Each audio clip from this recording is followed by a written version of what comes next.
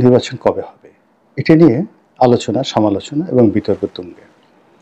রাজনৈতিক দলগুলো যত দ্রুত নির্বাচন চাচ্ছে, বর্তমান অন্তর্বর্তীকালীন সরকার এবং তাদের কর্তা ব্যক্তিরা এই নির্বাচন নিয়ে নানা রকম ইঞ্জিনিয়ারিং কলাকৌশল তারা করে যাচ্ছে এবং এসবের ফলে কেবলই মাত্র ধোঁয়াশা তৈরি হচ্ছে। অন্তর্বর্তীকালীন সরকারের সঙ্গে রাজনৈতিক দলগুলোর দূরত্ব তৈরি হচ্ছে, আবার রাজনৈতিক দলগুলোর মধ্যে তিনটি গ্রুপ এখানে তৈরি হয়ে গেছে। আওয়ামী লীগের নেতৃত্বে একটি গ্রুপ, তারা দূরে বসে তালি বাজাচ্ছে। সরকারের কর্তা ব্যক্তিদের সঙ্গে তাদের যে যোগাযোগ রয়েছে, এখানেও তারা ত্রিমাত্রিক খেলা খেলার চেষ্টা করছে। নিজেদের একান্ত অনুগত যারা লোকজন রয়েছে তাদের মাধ্যমে নানা রকম স্যাবোটাজ, তাদের মাধ্যমে সরকারি কাজকর্মে ঢিলে ঢালা ভাব, তাদের মাধ্যমে অন্তর্বর্তীকালীন সরকারকে অসহযোগিতা, এইগুলো একটি কাজ। দ্বিতীয় কাজ হলো যারা সরকারের কর্তৃপক্ষ রয়েছে, গোয়েন্দা সংস্থা রয়েছে, আওয়ামী লীগের মধ্যে একটা বিকল্প আওয়ামী লীগ তৈরি করার জন্য যে চেষ্টা করে যাচ্ছে, সেখানে আওয়ামী লীগের লোকজন যেহেতু ঝানু কূটনীতিবিদ এবং তারা জানে এগুলো সফল হবে না, এই কারণে তারা সরকারকে সহযোগিতার প্রলোভন দেখিয়ে বিকল্প আওয়ামী লীগ তৈরি করার জন্য সরকারকে যে ভিন্ন পথে ডাইভার্ট করছে, এই ডাইভার্ট করার ক্ষেত্রে সরকার বিপদগ্রস্ত হয়ে পড়েছে। অনেকটা 1/11-এর সময় আপনারা জানেন যে 1/11-এর সময় মঈনুদ্দিন এবং ফখরুদ্দিন সরকারের যারা কর্তা ব্যক্তি ছিলেন তারা আওয়ামী লীগ ভাঙার, বিএনপি ভাঙার যে চেষ্টা করেছিলেন এবং আওয়ামী লীগ এবং বিএনপির যারা শীর্ষ নেতৃত্ব ছিলেন তারা এই মঈনুদ্দিন ফখরুদ্দিন সরকারের কর্তা ব্যক্তিদেরকে একবার রাস্তায় নামিয়েছেন, একবার ক্যান্টনমেন্ট থেকে বের করেছেন, একবার শেরাটনে নিয়েছেন, একবার নেতাদের বাসায় নিয়েছেন এবং নানা রকম ছলচাতুরি বৈঠক করে রাজনৈতিক যাকে বলা হয় কূটকৌশল প্রয়োগ করে মঈনুদ্দিন ফখরুদ্দিন সরকারকে জনসম্মুখে এবং দেশ বিদেশে বিতর্কিত করে ফেলেছেন যে তারা বৈধ দুটো রাজনৈতিক দলকে ভেঙে বিকল্প সংস্কারবাদী একটি রাজনৈতিক দল গঠন করার চেষ্টা করেছে এবং শেষের বেলায় একেবারে দিন শেষে একজন ঝানু রাজনীতিবিদকে তারা তাদের পক্ষে নামাতে পারেনি। তো অতীতের মতো এখন অবাক করা ব্যাপার হলো, আগে যেভাবে রাজনৈতিক দলগুলো সংস্কার করার কথা বলা হচ্ছিল মঈনুদ্দিন ফখরুদ্দিনের জামানাতে, এই সময়টিতে যেটি হচ্ছে পুরো রাজনৈতিক সিস্টেমের সঙ্গে সঙ্গে সংবিধান, আইনকানুন, তারপর আরও অনেক কিছু এখানে পরিবর্তন করার, সংস্কার করার জন্য চেষ্টা চালাচ্ছে এবং এটি গত ৬-৭ মাসের মধ্যে এতটা অজনপ্রিয় হয়ে পড়েছে যে সংস্কারের নাম শুনলে মানুষ গালাগাল করছে এবং সংস্কার রীতিমতো একটি গালিতে পরিণত হয়ে গেছে। তো এই প্রেক্ষিতে বিভিন্ন গোয়েন্দা সংস্থা যারা লোকজন রয়েছে তারা সরকারি কর্তা ব্যক্তিদেরকে বোঝাচ্ছে যে বিএনপির যে লোকজন রয়েছে তারা বর্তমান নেতৃত্বকে অস্বীকার করে একটা ভিন্ন প্ল্যাটফর্মে চলে আসবে এবং এসে সরকারকে সহযোগিতা করবে। আবার এই গ্রুপটি আওয়ামী লীগের যারা নেতৃবৃন্দ রয়েছেন 1/11-এর সময় যারা পেরে ওঠেননি তাদের সাথে কথাবার্তা বলে সারা বাংলাদেশে তাদেরকে সংগঠিত করে সরকারকে আবার বোঝানোর চেষ্টা করছে যে আওয়ামী লীগও ভিন্ন নামে নির্দোষ অবস্থায় সরকারকে কোঅপারেশন করবে, ফলে মূল আওয়ামী লীগ নিয়ে বা মূল বিএনপি নিয়ে তাদের কোনো রকম চিন্তা করার কারণ নেই। এবং এই সকল কথাবার্তা শুনে রাজনীতিতে যারা অনভিজ্ঞ সেই সকল উপদেষ্টারা কিংবা সেই সকল কর্তা ব্যক্তিরা বগল বাজাচ্ছেন এবং মনের আনন্দে দেশের মূল ধারার যে রাজনৈতিক দলগুলো আছে তাদের বিরুদ্ধে তারা একটার পর একটা বিষোদ্গার করে যাচ্ছেন। This is one. Second thing হলো এখানে কিংস পার্টি গঠন এবং আমি অবাক করার ব্যাপার হলো বাংলাদেশে যে সকল গোয়েন্দা সংস্থাগুলো রাজনীতি দেখে, যেমন ডিজিএফআই, এনএসআই কিংবা এসবি, তারা এই রাজনৈতিক নেতৃবৃন্দের সঙ্গে নিয়মিত যোগাযোগ করেন এবং এখানে সাধারণত এসপি লেভেলের লোক পুলিশে আর সর্বোচ্চ এডিশনাল আইজি এবং ডিআইজি তারা শীর্ষ নেতাদের সঙ্গে কথা বলেন। আর অন্যদিকে একজন ব্রিগেডিয়ার জেনারেল, একজন মেজর জেনারেল এবং সাধারণত মাঠ পর্যায়ে কর্নেল এবং লেফটেন্যান্ট কর্নেল তারাই এই কাজগুলো করেন আর অফিসে বসে বিভাগীয় বিষয়গুলো একজন ব্রিগেডিয়ার জেনারেল দেখেন। এনএসআইয়ের ক্ষেত্রে ডিআইজি লেভেলের কর্মকর্তারা অফিসে বসেন আর মাঠ লেভেলের যারা কর্মকর্তা তারা কমান্ডে যারা আছেন তারা এসপি লেভেলের কর্মকর্তারা এখানে কর্মকাণ্ড করেন। এখন আপনি চিন্তা করুন যে আমাদের দেশের একজন সংসদ সদস্য, একজন মন্ত্রী যারা দেশ চালিয়ে এসেছেন তাদের মতো লোকের উপর প্রভাব বিস্তার করে তাদের মনের কথা রিড করে তাদেরকে নেতৃত্ব দিয়ে ডক্টর মোহাম্মদ ইউনূসের পকেটের মধ্যে বা মঈনুদ্দিন ফখরুদ্দিনের পকেটের মধ্যে ঢুকিয়ে দেওয়ার যে ক্যারিশম্যাটিক যোগ্যতা দরকার, এটি এই লেভেলের কর্মকর্তা তো দূরের কথা, স্বয়ং সেনাবাহিনী প্রধান, পুলিশ প্রধান কিংবা ধরুন নৌবাহিনী প্রধান তাদের পক্ষে সম্ভব নয়। এর কারণ হলো রাজনৈতিক অঙ্গনে যারা কাজ করেন তারা সবাই খুব গভীর জলের মাছ। দেখে আপনার মনে হবে এরা কিছুই বুঝে না, লেখাপড়া বুঝে না, মুখ থেকে গন্ধ আসতেছে, দাঁত ময়লা, তারপর পোশাক আশাকের কোনো যাকে বলা হয় কেতাদুরস্ত ভাব নেই।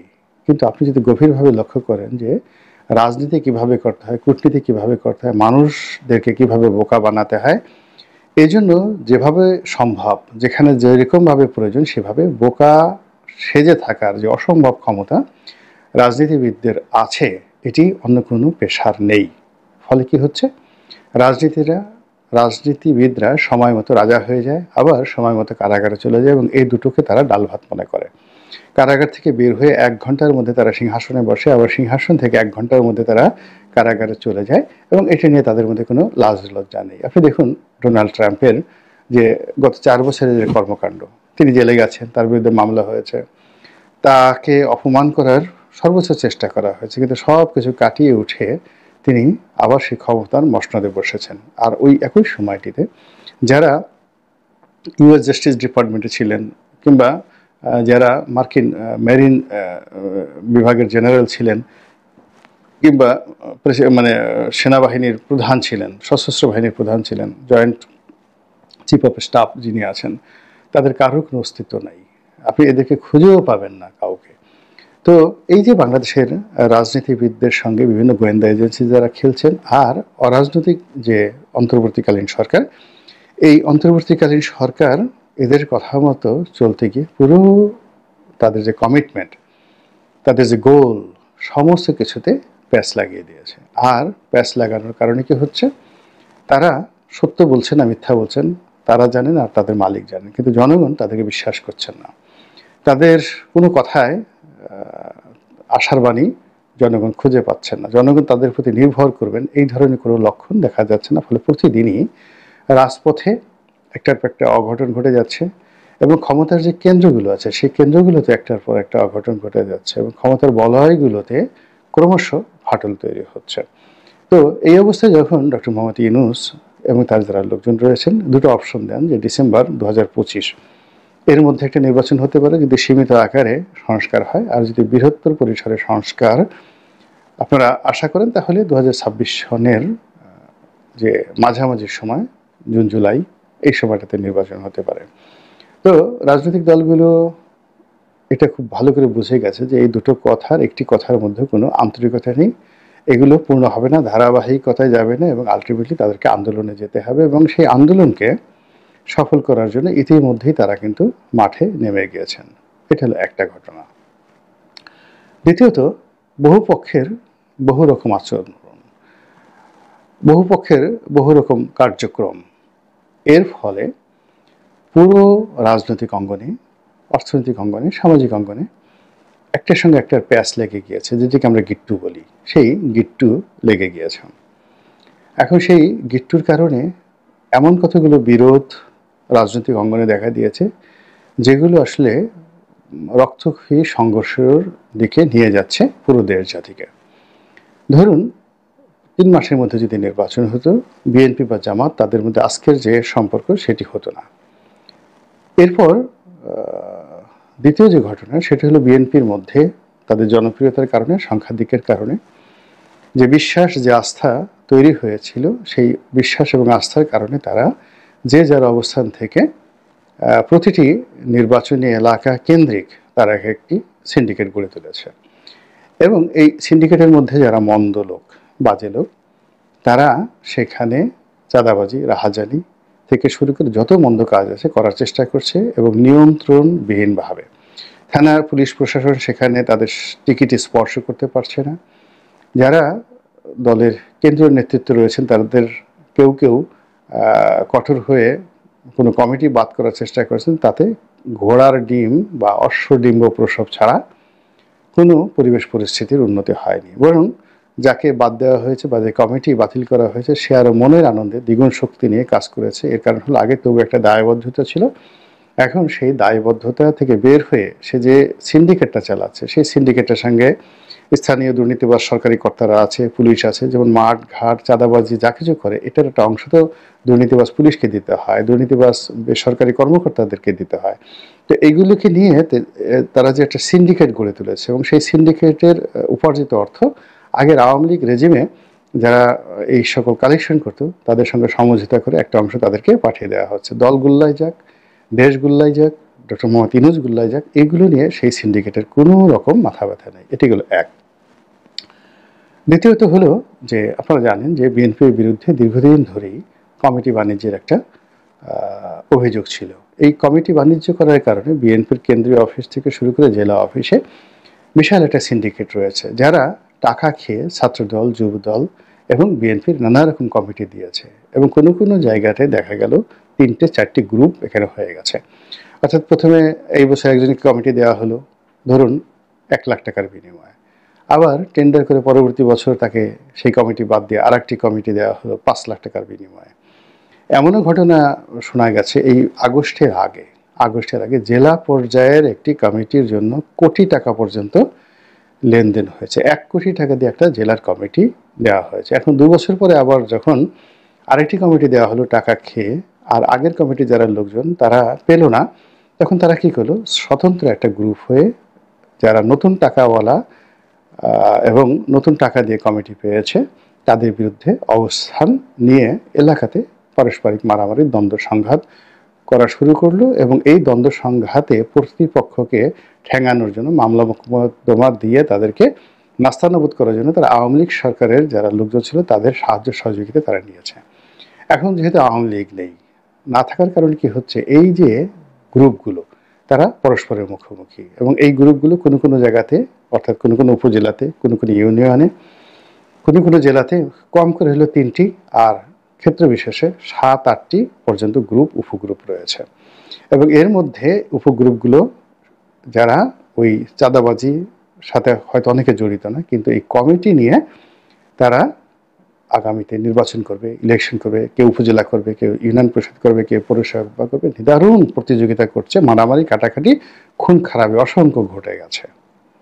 গেল 2। 3 নম্বর হলো নির্বাচনের প্রার্থী। বিএনপির প্রায় সব জায়গাতেই 4 জন, 5 জন, 10 জন করে অন অ্যাভারেজে আপনি 10 জন করে প্রার্থী যদি ধরেন, 300টি আসনে তাদের 3000 প্রার্থী আছে এবং এই 3000 প্রার্থী এটি কেন্দ্রীয় যাকে বলা হয় নিয়ন্ত্রণের অভাবে এই 3000 প্রার্থী সবাই নিজেদেরকে যোগ্য মনে করছেন এবং সবাই পাওয়ার ব্যাপারে শতভাগ আশাবাদী আর না পাওয়ার ব্যাপারে শতভাগ নৈরাশ্যবাদী। এমনকি বিএনপি যে সর্বোচ্চ নীতি নির্ধারণী বডি, সেই নীতি নির্ধারণী বডিতে যারা রয়েছেন, আওয়ামী লীগের যেমন প্রেসিডেন্ট মেম্বার তেমনি বিএনপিতে যেটি রয়েছে স্থায়ী কমিটি। তো স্থায়ী কমিটির অনেক সদস্য জানেন না তিনি মনোনয়ন পাবেন কি পাবেন না। আপনি ইতিপূর্বে দেখেন মোর্শেদ খান সাহেব তিনিও মনোনয়ন পাননি। তো এখন স্থায়ী কমিটিতে যারা আছেন তারা শিওর বলতে পারে না, বিকজ পুরো বিষয়টি একজনের দয়ার উপর, একজনের সিদ্ধান্তের উপর, একজনের মায়ের উপর নির্ভর করছে এবং তিনি যে প্রেডিক্টেবল এটাও দলের যারা নেতাকর্মী এটি তারা বলতে পারছেন না। অনেক সময় দেখা গেল হোসেন শহীদ সরওয়ার্দী তার একটা যাকে বলা হয় প্রেডিকশন ছিল এবং তার একটা নীতি নৈতিকতা ছিল। তিনি যদি জবান দিতেন কারোর সঙ্গে, সেই জবান মানে তিনি যদি মারাও যেতেন, লোকজন বিশ্বাস করতো যে হোসেন শহীদ সরওয়ার্দী যেটা বলেছেন এই কথার অন্যতা হবে না। কিন্তু দুর্ভাগ্যজনক হলো যে আমাদের জাতীয় নেতৃবৃন্দের প্রায় সবাই কথা দিয়ে কথা না রাখার ক্ষেত্রে এরশাদের বড় ভাই অথবা এরশাদের ছোট ভাই, অর্থাৎ হুসেইন মোহাম্মদ এরশাদের বড় ভাই এবং ছোট ভাই। এবং এরশাদ যেমন বাতাসের সঙ্গে তার সিদ্ধান্ত পরিবর্তন করতেন, নারীর সঙ্গে তার সিদ্ধান্ত পরিবর্তন করতেন, সৌন্দর্যের সঙ্গে, ফুলের সঙ্গে, মানে তিনি তার সিদ্ধান্ত সকাল বিকাল পরিবর্তন করতে পারতেন। তিনি প্রয়োজনে কারো কাছে অবনত হতে পারতেন, আবার প্রয়োজন ফুরিয়ে গেলে যে কাউকে ছুঁড়ে ফেলে দিতে পারতেন। তো এই অভ্যাসটি বিএনপি এবং আওয়ামী লীগের যারা নীতি নির্ধারণী তারা কোনো অংশে এরশাদের চাইতে কম নয়। ফলে কি হলো, এই যে বিএনপির যারা 3000 যোগ্য প্রার্থী আছে তারা সবাই আশাবাদী আবার সবাই হতাশাবাদী এবং এটির চূড়ান্ত সংঘাতময় পরিবেশ এবং পরিস্থিতি তৈরি হবে যখন নমিনেশন ডিক্লেয়ার করে দেওয়া হবে এবং ডিক্লেয়ার করার সঙ্গে সঙ্গে প্রতিটি আসনে গড়ে কম করে হলে 5 জন করে প্রার্থী হবে এবং 2024 সনে যেভাবে আমি দামির প্রার্থীরা নিজেরা মারামারি কাটাকাটি করে আওয়ামী লীগের সর্বনাশ ঘটিয়েছে এবং আওয়ামী লীগ মাত্র 6 মাসের মধ্যে তাদের যাকে বলে পতন হয়েছে। যদি আওয়ামী লীগ আমি দামি না করে কেবলমাত্র 2018 মানে ঘোষণা দিয়ে দিত যে আমরা কে কি মনে করলো না করলো 2014-র মতো 18 মতো, তাহলে তো এই পরিণতি হতো না। কিন্তু এই যে আমি দামি করার ফলে কি হলো, পুরো তার যে স্ট্রাকচার সেই স্ট্রাকচারটা কিন্তু ভেঙে গিয়েছে। বিএনপির ক্ষেত্রে তদ্রুপ। বিএনপির এখন যে অবস্থা হয়ে গেছে, নির্বাচনের শিডিউল ঘোষণা করার সাথে সাথে সে যখন তার প্রার্থীদেরকে ঘোষণা করবেন এবং মাঠের পরিস্থিতিতে মারামারি কাটাকাটিতে অনেক প্রার্থী আবার পরিবর্তিত হবে, আবার অনেক প্রার্থীতে পরিবর্তন হওয়ার পরে সেখানে আর এক দফা মারামারি হবে, এরপরে অসংখ্য প্রার্থী, যেটা বললাম আগে, মিনিমাম 5 জন করে তারা স্বতন্ত্র দাঁড়িয়ে যাবেন এবং সেই দাঁড়ানোর ফলে পুরো নির্বাচনী এলাকায় একটি রক্তক্ষয়ী সংঘর্ষ অনিবার্য হয়ে পড়বে। এটি বিএনপির ক্ষেত্রে।